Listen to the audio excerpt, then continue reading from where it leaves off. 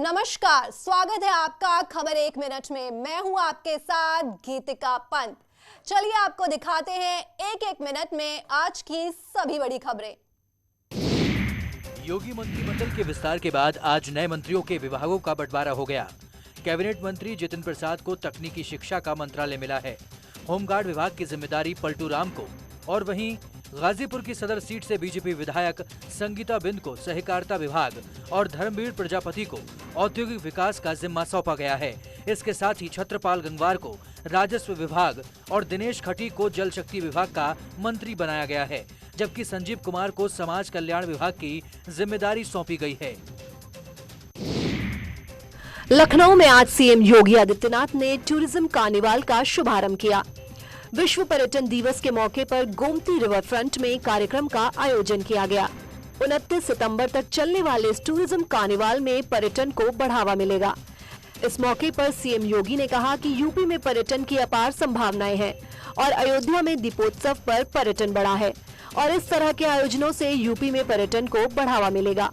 पर्यटन लोगों में एक नया उत्साह, एक नया उमंग, उन्हें जीवन की एक नई राह तो दिखाता ही है, एक सृजनात्मक ताकत तो व्यक्ति के अंदर पैदा करता ही है, लेकिन साथ साथ ये रोजगार सृजन का भी एक बहुत बड़ा माध्यम है और पूरी की पूरी अर्थतंत्र को प्रभावी ढंग से आगे बढ़ाने का भी एक सशक्त माध्यम है।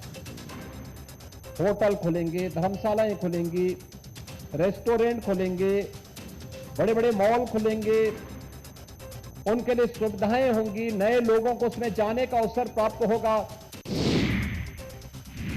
कृषि कानूनों के खिलाफ चल रहे आंदोलन के बीच किसानों ने भारत बंद बुलाया, जिसका असर भारत के कई इलाकों में दिखाई दिया। किसानों के इस भारत बंद को सियासी समर्थन भी मिला, जिसमें भारतीय राष्ट्रीय Congress, Aam Aadmi Party, Samajwadi Party, Telugu Desam Party, Bahujan Samaj Party समेत कई राजनीतिक दल शामिल रहे। इसका असर यूपी में भी दिखाई दिया, क्योंकि किसानों ने कई जगहों पर धरना प्रदर्शन किया, जिसकी वजह से कई जगहों पर जाम लग गया। दिल्ली एनसीआर में भी इसका खासा असर दिखाई दिया। डीएनडी पर लंबा जाम लगा, जबकि दिल्ली गुरुग्राम बॉर्डर पर भी लंबा जाम देखने को मिला। वैसे इस भारत बंद का असर भारत के Ghazipur border, Hajipur, Amritsar, Kurukshetra, Sindhu border, Mumbai Ahmedabad highway, Thiruvananthapuram, Gulbarga और हैदराबाद समेत यूपी के कई शहरों में देखने को मिला। योगी सरकार ने गन्ना किसानों को प्रति क्विंटल 25 रुपए की बढ़ोतरी का बड़ा तोहफा दिया है। इसको लेकर आज यूपी के गन्ना मंत्री सुरेश राणा ने प्रेस कॉन्फ्रेंस की और कहा कि सरकार गन्ना किसानों के हितों में फैसले ले रही है और गन्ना किसानों के बकाये भुगतान का 85% तक भुगतान कर दिया गया है। साथ ही कहा है कि सरकार ने बंद चीनी मिलों को शुरू किया है और 4.5 साल में कोई भी चीनी मिल बंद नहीं हुई है। जो सत्र आने वाला है, इसके लिए उत्तर प्रदेश में गन्ना मूल्य में 25 रुपए की बढ़ोतरी करके गन्ना मूल्य को 350 रुपया प्रति क्विंटल करने का काम किया है। बता दें कि रविवार को सीएम योगी ने गन्ना के समर्थन मूल्य में प्रति क्विंटल 25 रुपए की बढ़ोतरी की है, जिसके बाद अब 325 रुपए प्रति क्विंटल में बिकने वाला गन्ना 350 रुपए में बिकेगा। वहीं 315 रुपए प्रति क्विंटल वाला गन्ना अब 340 रुपए में बिकेगा। मुख्यमंत्री योगी आदित्यनाथ के गन्ने का समर्थन मूल्य में 25 रुपए प्रति क्विंटल के बढ़ोतरी की घोषणा के बाद विपक्ष ने निशाना साधा है। बीएसपी अध्यक्ष मायावती ने ट्वीट कर कहा कि चुनाव से पहले सरकार को गन्ना किसानों की याद आई। किसान बहकावे में नहीं आएगा। सरकार ने 4.5 साल तक किसानों की घोर अनदेखी की है। 25 रुपए की बढ़ोतरी से समाधान नहीं होगा। बीजेपी पर बरसते हुए प्रियंका गांधी ने ट्वीट कर लिखा कि यूपी के गन्ना किसानों के साथ बड़ा धोखा है और 4.5 साल में 35 रुपए की मामूली बढ़ोतरी की। गन्ने का मूल्य 400 रुपए प्रति कुंटल से 1 रुपए भी कम नहीं होना चाहिए। वहीं समाजवादी पार्टी के अध्यक्ष अखिलेश यादव ने ट्वीट कर लिखा, पहले किसानों के मान को गिराया और फिर नाम भर को दाम को बढ़ाना, ये चुनावी हथकंडा अब नहीं चलने वाला है। जैसे जैसे उत्तर प्रदेश में चुनाव पास आने लगा, सरकार यहाँ पे चुनावी वादे शुरू कर दिए। अब वो किसानों को, गन्ना किसानों को चुनावी वादे कर रही है। भाई किसान यहाँ लगातार 8-9 महीने से धरने पे बैठा है। 800 से ज्यादा किसानों की मौतें होगी, तब तो सरकार को उनकी चिंता नहीं हुई, उनके बारे में बात नहीं की। किसान भी जानता है कि 2022 के चुनाव में किसान इस बार भारतीय जनता पार्टी को वोट के माध्यम से करारा जवाब देगा। कांग्रेस की महासचिव और यूपी प्रभारी प्रियंका गांधी आज अपने 5 दिनों के यूपी दौरे पर लखनऊ पहुंची, जहां एयरपोर्ट पर कांग्रेस के प्रदेश अध्यक्ष अजय सिंह लल्लू और कांग्रेस विधायक दल की नेता आराधना मिश्रा ने प्रियंका का स्वागत किया। इस दौरान भारी संख्या में कांग्रेस के कार्यकर्ता मौजूद रहे। बताया जा रहा कि प्रियंका गांधी उत्तर प्रदेश विधानसभा चुनाव 2022 को लेकर कांग्रेस की होने वाली जनसभाओं का रोड मैप तैयार करेंगी।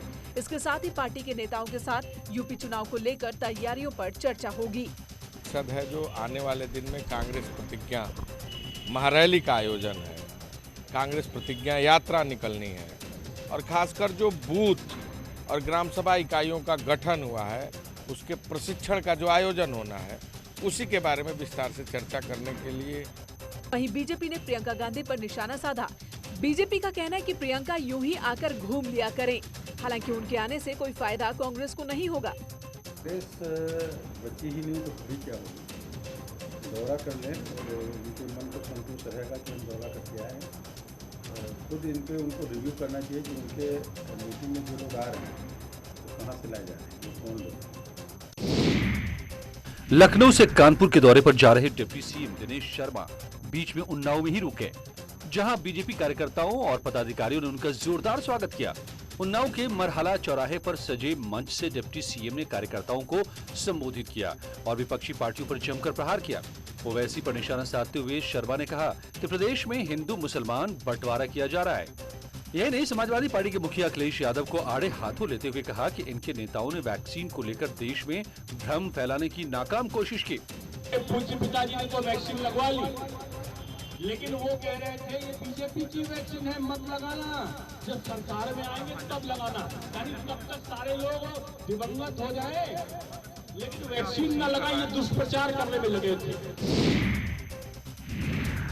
यूपी सरकार में मंत्री सिद्धार्थनाथ सिंह का फर्जी साइन कर उन्हें एक कंपनी में शेयर होल्डर बनाने का मामला सामने आया है। इस फर्जीवाड़े के सामने आने के बाद सिद्धार्थनाथ सिंह ने नोएडा के सेक्टर 39 थाने में केस दर्ज कराया है। बताया जा रहा है कि सिद्धार्थनाथ सिंह का फर्जी साइन कर उन्हें कंपनी में शेयर धारक बनाया गया और इस फर्जीवाड़े की मदद से कंपनी ने बैंकों से लेन देन भी किया है। एक कंपनी है जिस कंपनी में शेयर होल्डर थे और उस शेयर होल्डर का सिग्नेचर फोर्ज किया गया था और शेयर्स भी ट्रांसफ़र किया गया है। इस तरह का कंप्लेंट हुई है, उस कंप्लेंट बेसिस पे एफआईआर लिख गया है और इन्वेस्टिगेशन चल रही है। इन्वेस्टिगेशन के बाद ही हम लोग कुछ भी बता पाएंगे। सर, इनिशियली क्या धोखाधड़ी की बात सामने आ रही है? जो एफआईआर में जो बेसिस है वो अभी बस उसी सेक्शन में तो हम लोग लिखे हैं धोखाधड़ी का, बट इन्वेस्टिगेशन में क्या निकल के आ रही है अभी तो डॉक्यूमेंट्स बहुत सारे देखना होता है इसमें, तो इन्वेस्टिगेशन के बाद ही हम कुछ भी बता पाएंगे। अलीगढ़ के सासनी गेट थाना इलाके में एक मदरसे में बच्चों को तालिबानी सजा देने का एक वीडियो वायरल हो रहा है, जिसमें मदरसे में पढ़ने वाले बच्चों को मौलवी जंजीरों में जकड़े हुए हैं।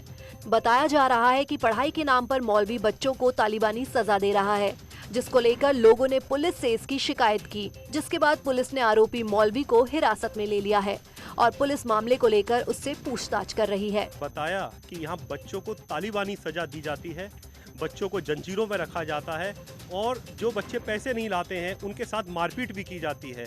पुलिस अपनी जांच कर रही है और इन्होंने उस मौलवी पर काफ़ी गंभीर आरोप लगाए हैं। कहा है कि वह इनके साथ भी आज उसने मारपीट करी है।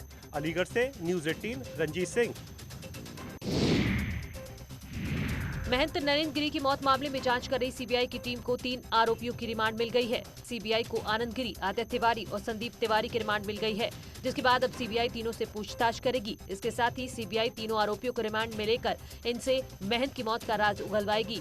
सीबीआई ने जो है आज सीजीएम कोर्ट में जो है अपना प्रार्थना पत्र दे करके जो है पीसीआर की मांग की थी और पीसीआर के लिए उन्होंने 10 दिन की रिमांड की मांग की थी।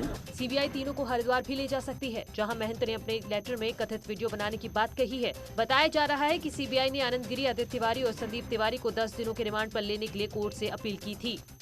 इस मामले में ये बता दें कि सीबीआई के मुख्य जांच अधिकारी के.एस. नेगी की ओर से रिमांड के लिए अर्जी दाखिल की गई थी और 10 दिन की रिमांड मांगी गई थी, लेकिन कोर्ट ने 7 दिन की ही रिमांड मंजूर की है।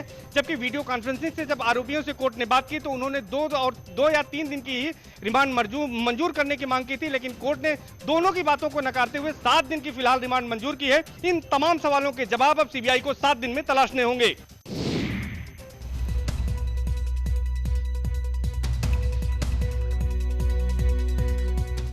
राज्यपाल में कुछ दिन पहले हुए पिता